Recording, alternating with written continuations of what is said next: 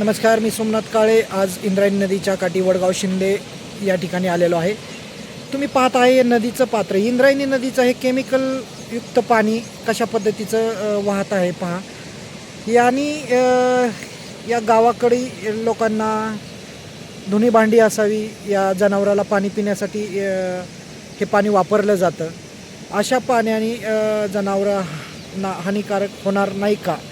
आणि इंद्रायणीमध्ये हे प्रदूषित पाणी येतंय तरी कुठून, याचा आजपर्यंत कधी खुलासा लागलेला नाही आहे। तुम्ही पाहू शकता कशा पद्धतीचं इंद्रायणीचा हा विसर्ग, प्रदूषित पाणी, हे केमिकलयुक्त पाणी आहे। हे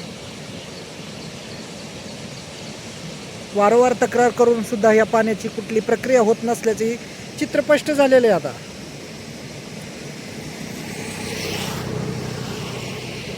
पूर्ण केमिकल असं एका साईडला निघत राहिलेले पहा तुम्ही, हे केमिकलचा थर आहे।